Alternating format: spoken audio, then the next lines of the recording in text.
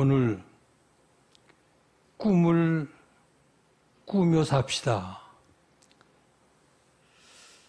1910년도에 이병철이, 1915년도에 정주영이, 1917년도에 박정희가 이 땅에 태어났습니다.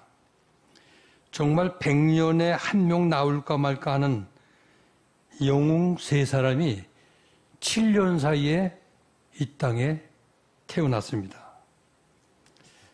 그러니까 이 세 사람이 한꺼번에 태어나서 서로 돕고 또 서로 자극하고 경쟁하면서 이 대한민국의 부흥을 이루어 놓으셨어요. 놀라운 기적을 만들어 놓으셨어요. 스타일은 서로 달라도 이들 세 사람은 공통점을 가지고 있었습니다. 그것은 바로 꿈이었어요. 지지지 못 살던 한국 땅에서 나라를 부강하게 만들고 잘 살아보겠다는 꿈이었습니다. 박정희는 민족 중흥의 꿈을 꾸었고, 이병철과 정주영은 사업 보국의 꿈을 꾸었습니다. 이들의 꿈은 나만 잘 먹고 잘 살겠다는 그런 꿈이 아니에요. 그런 욕심이 아니라 내 나라, 내 조국, 이 대한민국을 부강하게 만들어 잘 사는 나라를 만들어 보겠다는 아름다운 꿈이었어요.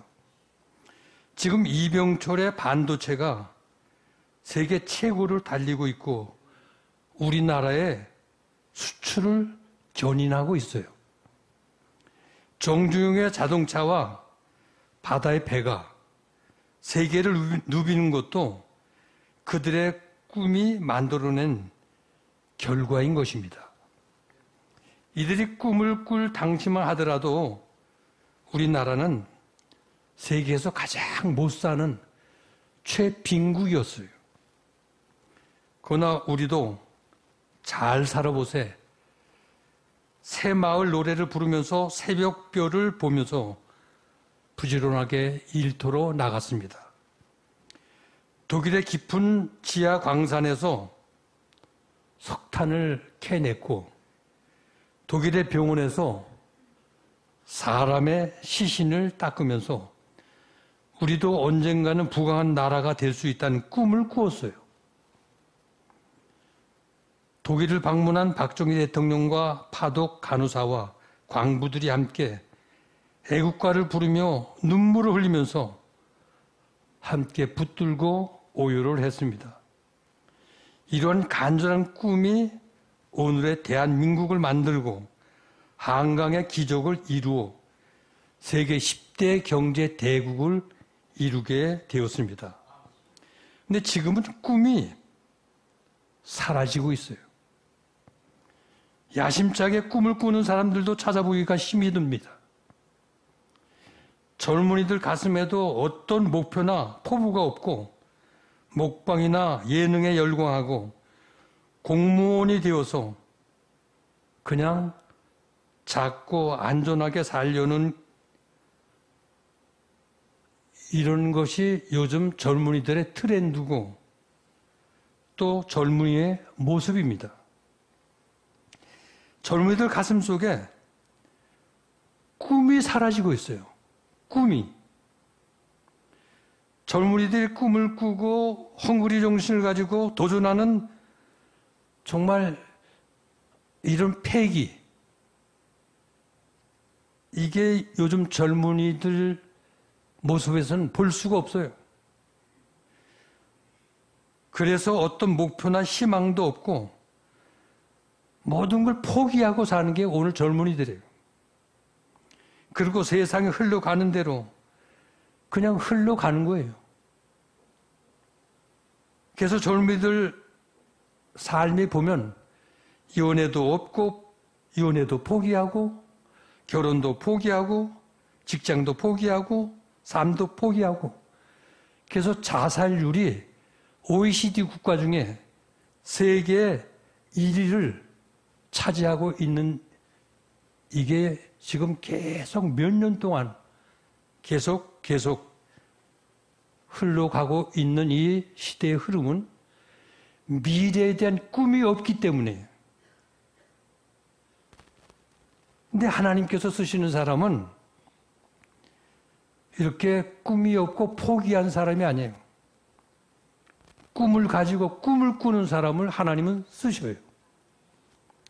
가슴에 꿈을 품은 자가 역사의 주인공이 되고 역사의 한 페이지를 남기는 것이 이게 역사의 흐름이죠.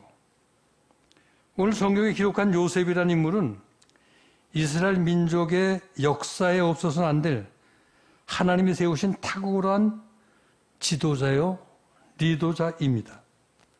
요셉이 이런 탁월한 지도자요, 리더자가 될 수 있었던 것은 바로 요셉의 가슴 속에 꿈을 간직하고 꿈을 꾸고 있었기 때문에. 요셉은 꿈이 있는 사람입니다. 근데 요셉의 꿈은 자기 스스로 만든 것이 아니라 하나님이 주신 거예요. 사도 바울은 빌립보서 2장 13절에 너희 안에서 행하시는 이는 하나님이시니 자기의 기쁘신 뜻을 위하여 너희로 소원을 두고 행하게 하신다고 말씀하고 있어요. 가슴에 꿈을 품은 자를 하나님께서는 그 가슴에 비전을 심어주십니다. 저는 오늘 이 시간 성경 속의 요셉과 함께 노예 해방을 선언하고 비폭력주의로 미국 사회와 세상을 변화시켰던 미국 사회에서 미국 사람들이 가장 존경하고 좋아하는 바로 마틴 루터 킹 목사님 함께 생각하면서 내 인생의 삶을 세상 흐르는 대로 살 것이 아니라 요셉같이 킹 목사같이 뭔가 꿈을 가지고 꿈을 꾸면서 뭔가 세상을 거슬러 올라가는 이러한 아름다운 인생의 자취를 남길 수 있는 우리 우이제일교회 교인들이 되기를 바랍니다. 그렇다면 우리 하나님은 어떤 사람을 들어 쓰시는가? 첫째, 꿈을 꾸는 자입니다. 오늘 본문 5절 보면 요셉이 꿈을 꾸고라고 말씀하고 있죠. 요셉은 꿈을 꿨어요. 요셉의 형제들과 함께 같이 밭에 나가 곡식을 묻고 있는데 요셉의 곡식단이 딱 일어난. 근데 형제들의 곡식단이 요셉을 향해서 그 요셉 곡식단에 절을 하는 거예요. 그 꿈은 조금 더 발전해가지고 하늘의 해와 달과 11별이 또 요셉에게 절을 하고 있는 거예요. 요셉은 꿈을 가지고 있었어요. 그 꿈을 가슴에 품고 살았어요. 그 꿈 때문에 많은 어려움도 있고 예측하지 못했던 많은 장애물도 있었어요. 그러나 꿈을 간직하면 그 삶이 활기가 있는 거예요. 마틴 루터 킹 목사님도 1929년도 대공황이 시작될 무렵에 미국 애틀랜타에서 흑백 분리 제도가 흑인들에게 모멸감과 열등감을 주던 치열한 그 논쟁이 벌어질 때 태어났어요. 독실한 기독교 집안에서 출생했지만은 그도 결코 흑백 분리주의의 그늘을 벗어날 수가 없었습니다. 흑인의 가정에서 출생한 그는 성장을 하면서 인종차별 문제로 말할 수 없이 많은 수모를 당했고요. 이 흑백 분리 제도에 대한 강한 반감과 더불어 가난한 약자들의 경제적 차별과 착취당하는 모습을 보면서 사회의 모든 관습과 제도들이 평등하지 못하다는 것을 그는 깨닫고 알게 되었습니다. 그래서 이 마틴 루터 킹 목사님은 아버지가 목회를 하셨는데 나도 아버지 가신 길을, 성직자의 길을 가야겠다 결심하고 신학을 공부했습니다. 신학을 공부하는 과정 속에서 사람은 나면서부터 평등하고 사람의 생명은 소중하다는 것을 알게 되었습니다. 그래서 피부의 색깔을 초월한 인류에 대한 봉사를 꿈을 꾸고 평생 약한 자를 위해서 나는 헌신을 해야 되겠다. 이렇게 마음에 결심을 했습니다.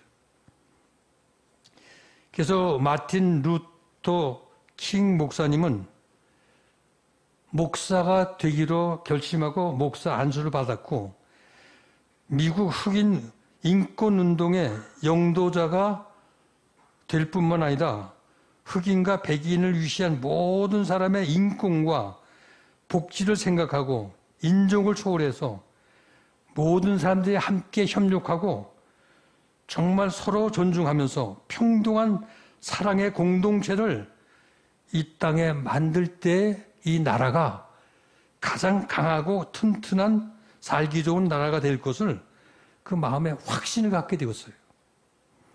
그래서 마틴 루터 킹 목사님은 억압된 자들을 위한 보호자로 흑인들의 인권을 소중하게 여기면서 그 시대를 앞서갔던 그 시대의 리더자였어요. 그래서 사람들에게 꿈을 심어주고 보지 못하는 것을 보게 해주고 믿을 수 없는 것들을 믿게 하고 불가능한 것들을 가능케 하는 선구자 역할을 이 마틴 루터 목사님이 그 시대에 그 일을 했어요. 이와 같이 꿈은 미래를 향하게 하고 또 꿈은 비전을 갖게 해요. 여러분들 땅을 파서 금을 캐듯이 꿈을 캘 수만 있다면 반드시 캐야 해요. 꿈은 있으면 좋고 없으면 할 수 없는 게 아니라 꿈은 반드시 우리 가슴에 반드시 있어야 돼요. 그래야 내 인생이 행복해질 수 있고요. 꿈이 있어야 활력이 생기고요. 꿈이 있어야 내 인생의 보람을 가질 수가 있다는 거예요.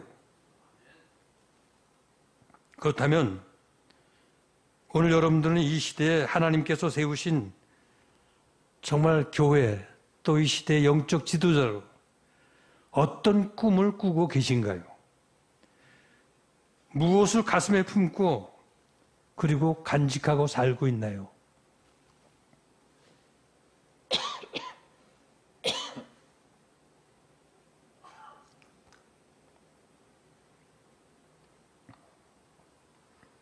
두 번째,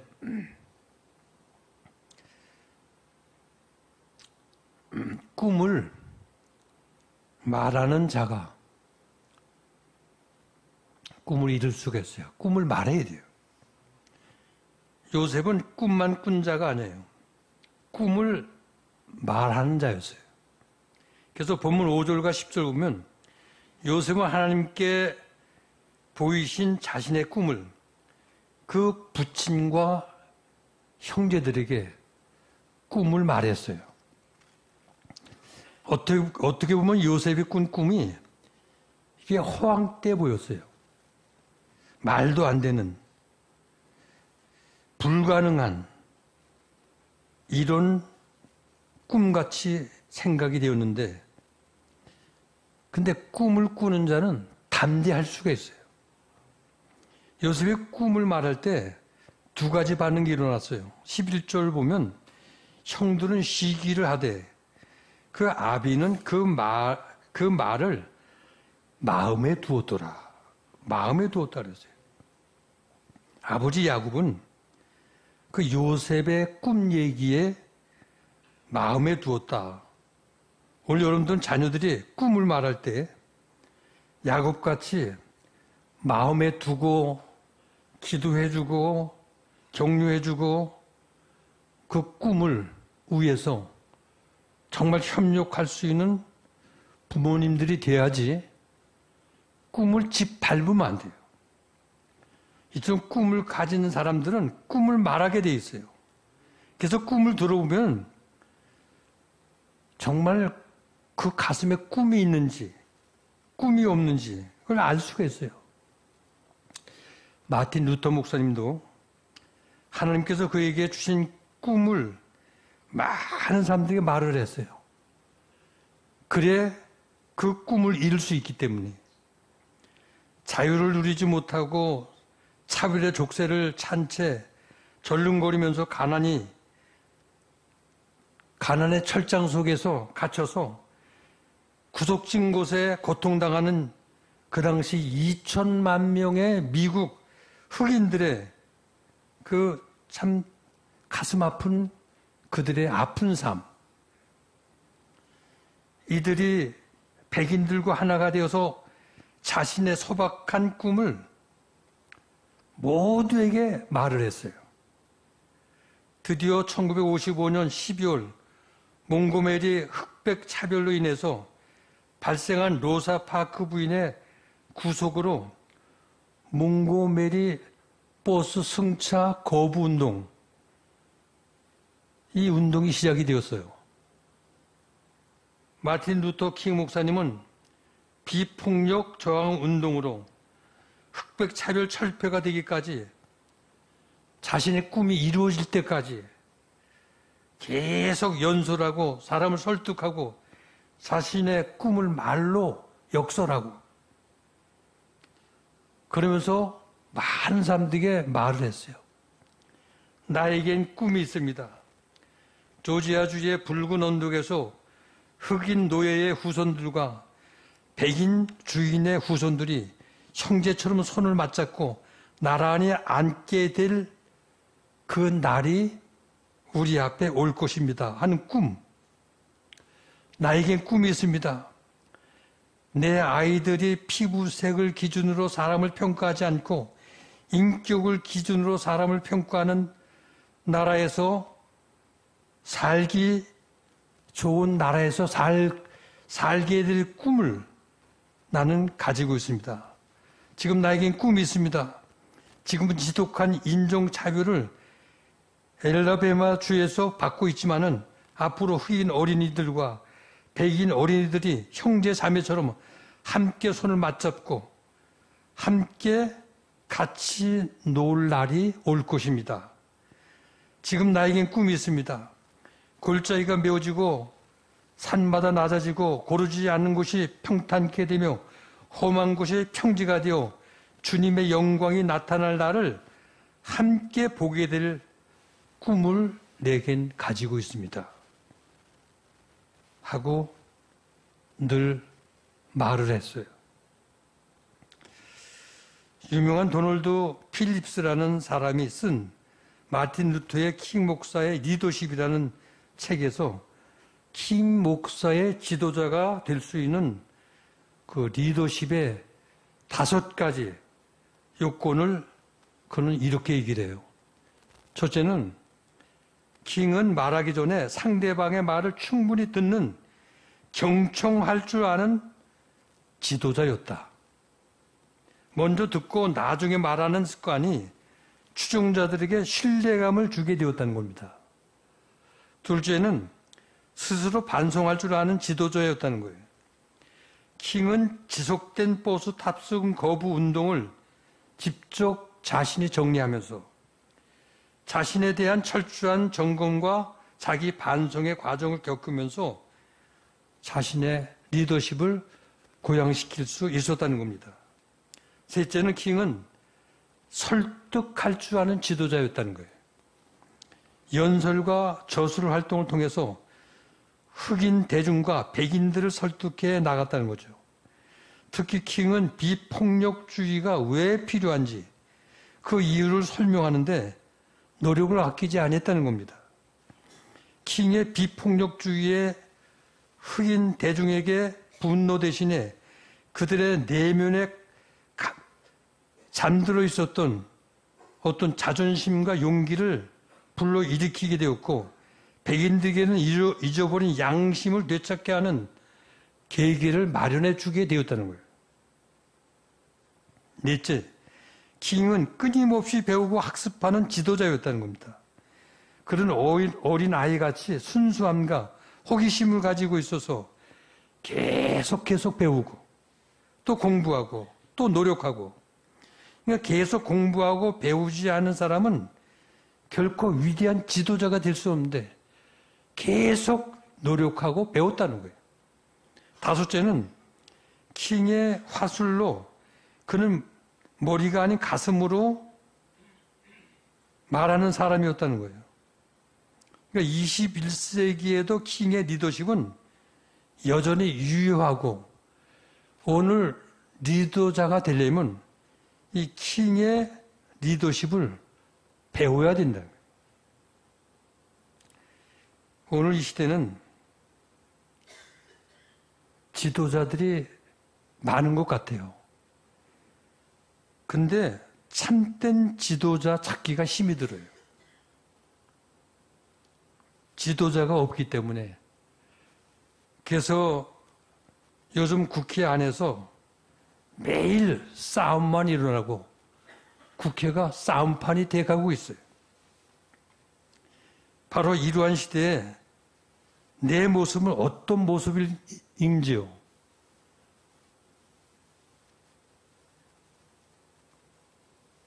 오늘 우리는 꿈을 품고 꿈을 말하는, 그래서 입으로만 말하는 자가 되지 말고 가슴으로 말할 수 있는 이러한 지도자가 되어야 된다는 거예요.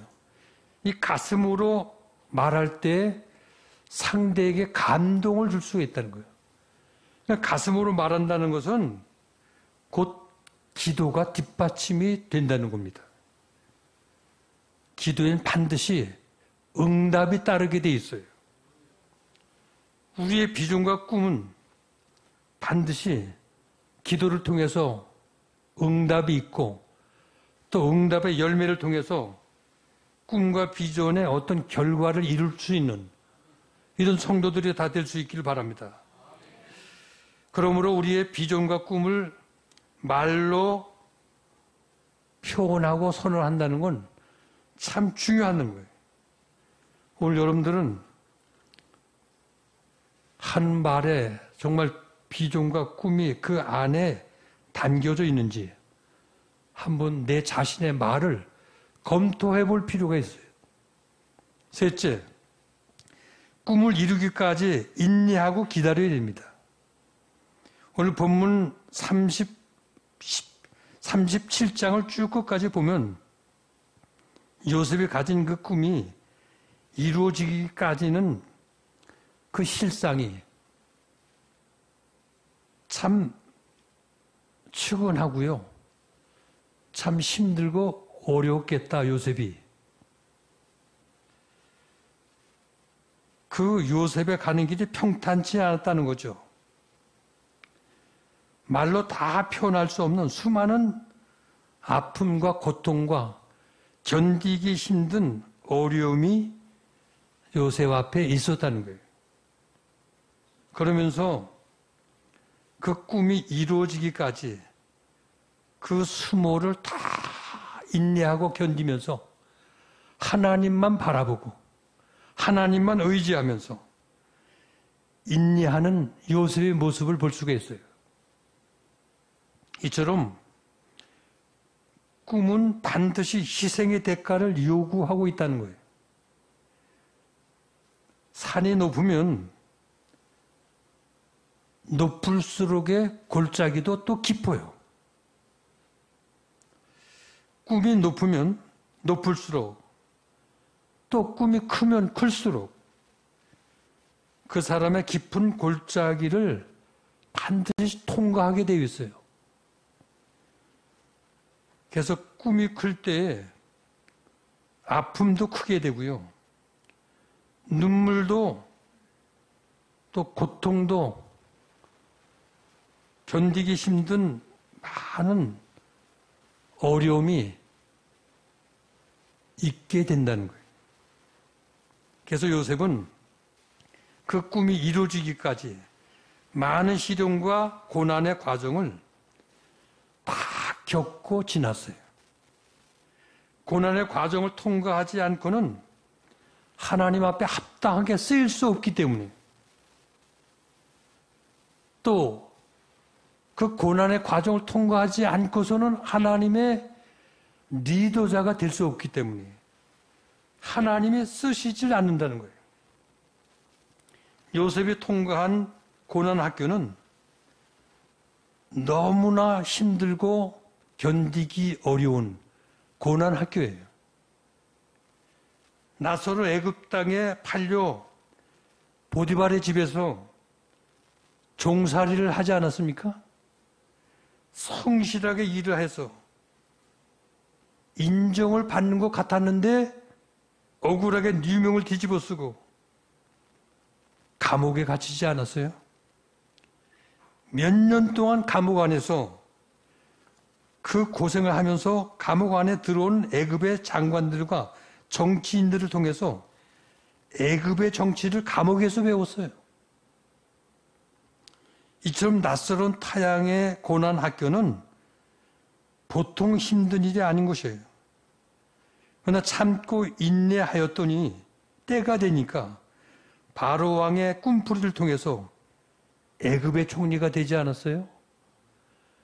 그래서 애굽의 장관과 정치가들에게 배운 그 모든 일들이 애굽을 통치하는데 이게 얼마나 귀하게 쓰여지는지, 그리고 나라가 흉년이 들어서 위기를 만나게 될 때 나라를 구원하고 가족을 구원해내는 놀라운 일들을 지혜로운 리더자가 되어서 정말 하나님이 쓰시기에 합당한 일꾼으로 성숙하게 세워지지 않아요?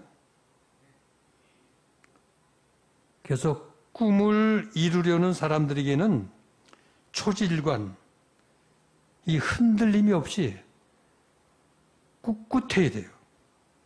변함이 없이.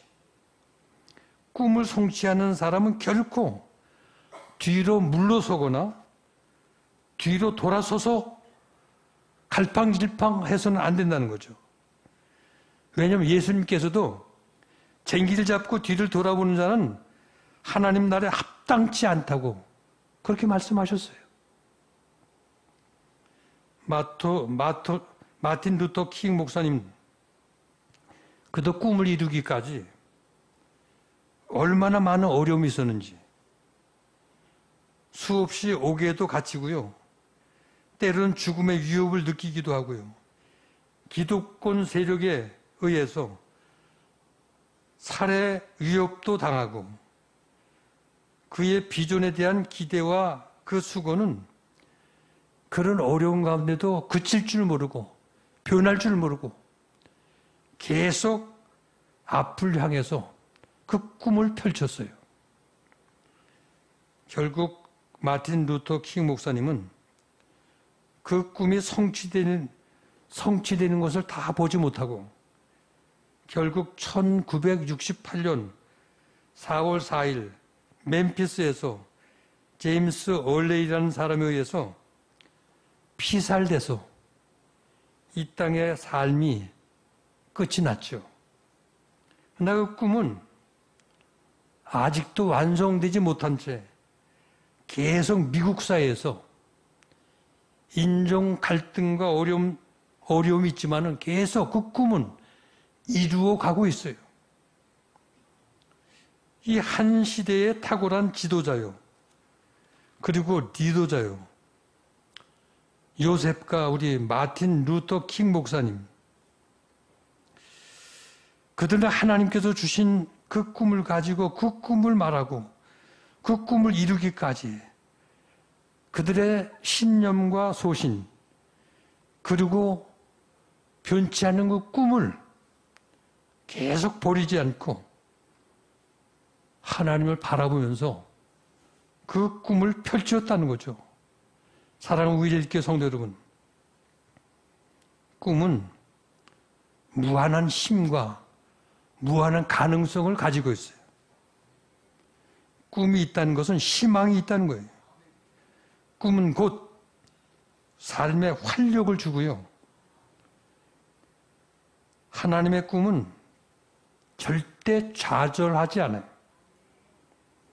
요셉에게 꿈을 주신 분은 하나님이십니다. 요셉은 억울한 유명을 뒤집어 쓰고 감옥에 갇혀 있을 때 사방을 둘러보아도 어디에도 희망이 보이지 않았습니다. 낙심할 수밖에 없었지만 낙심하지 않았어요. 이유는 하나님이 그와 함께 계셨기 때문에, 하나님이 곁에 그를 붙들고 계셨기 때문에. 꿈이 있는 자는 절망하지 않습니다. 그리고 꿈이 있는 사람은 목표가 있게 되고요. 목표가 있을 때 계획을 하게 돼요. 그리고 그 계획을 가지고 실천하게 되고요. 그러므로 꿈이 있는 사람이 되시기 바랍니다. 꿈꾸는 사람이 되십시오. 꿈을 이루는 사람이 되시기 바랍니다. 우리나라가 1960년도만 하더라도 국민소득이 67달러?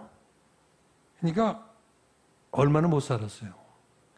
그때 박정희 대통령께서 국민들에게 꿈을 심어주시면서 새마을 운동을 일으켰어요. 잘 살아보세. 우리도 잘 살아보세. 그리고 새벽종이 울렸네. 새 아침이 밝았네. 하면서 의식개혁 운동을 일으켰습니다. 꿈을 가지고 근면, 자조, 협동을 하는 민족이 되자고. 근데 불과 반세기 만에 우리나라가 경제 기적을 이루어냈어요. 원조 받는 나라에서 원조 주는 나라가 되었고요.